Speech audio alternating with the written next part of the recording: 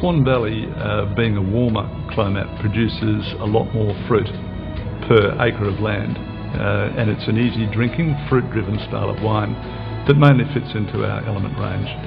The Margaret River vineyard, on the other hand, being 30-year-old plus vines, produces a lot less tonnage per acre, and it is a much more intense fruit-driven Bordeaux style of wine. The quality of the fruit off that vineyard, given the age of the vines, is second to none.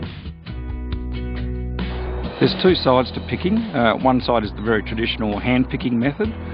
We use that, for instance, for our ultra-premium Chardonnay wines, where we still hand-pick the Chardonnay fruit, transport it overnight from Margaret River in refrigerated transport.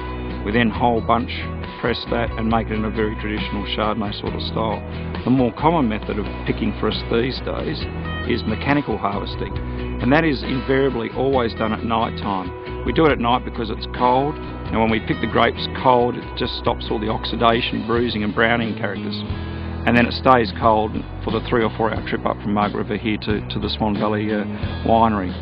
You know, that's really for us the best way of harvesting. It's very efficient, it's very quick, and we get to pick all of the fruit at the one time, which, if we were using hand pickers, could take a week or so. Over the last 18 years, we've had a huge push in terms of our quality drive off the vineyards. And I think we're starting to see that now in some of the accolades that we're receiving, not only in Australia but overseas. The Prendable, for instance, has won numerous trophies and has received 96 points from James Halliday. It's recognised as one of the icon wines from Western Australia, and although only small in production, can be found in some of the best hotels throughout the world. As an example, the Burj Al Arab in Dubai and the Emirates Palace Hotel in Abu Dhabi have it in their main suites there at over a couple of $1,000 a bottle.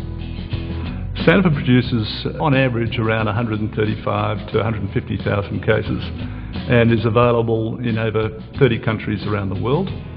Clearly our main market is our home in Australia, but we're fairly strong in places like the Middle East.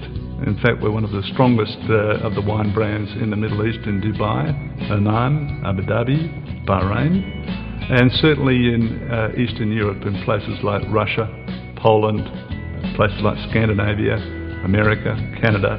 So we've got a very good coverage, and we work very hard on our international market. My brother Gary and myself and Grant Brinklow, the Chief Executive of the winery, spend a lot of time with our international partners. Most importantly for winemakers is flavour ripeness. So in a sense we don't worry about the sugar level, it's just that does it taste like it should taste.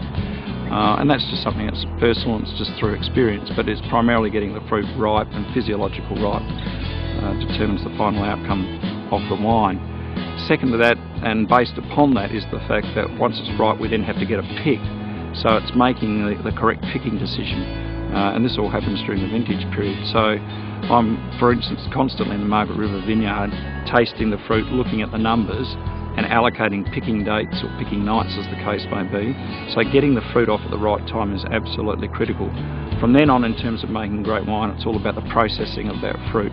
So making sure the crusher's set up right, the pumps are set up right, making sure we've got refrigeration to chill the crushed fruit down instantly, and then looking at sort of the pressing side of where we press the grapes, just making sure that's gentle, and sort of to make our elegant style of wines, we just don't want anything to be overly extracted or rough. Everything has to be gently handled, and that's the way we make great wine.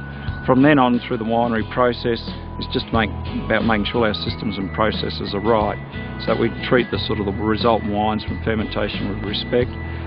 We have good temperature control throughout the year. We use the right oak, for example. You know, we buy some of the best French oak the world has to offer, but we've just got to make sure that's matched perfectly with the fruit. It's keeping an eye on the analyses of the wine, making sure the numbers line up. So it's a very long-winded, sort of complicated process. And then when it finally comes to bottling, making sure that everything's sterile, everything's right for bottling, the packaging's right, and then in terms of making sure our wine storage after we actually bottle it is also at the correct temperature. So it's basically just a whole complex meld of microbiology, biochemistry, sort of personal experience and sensory experience, and then just having an understanding and respecting the fruit and the wine all the way through the winery.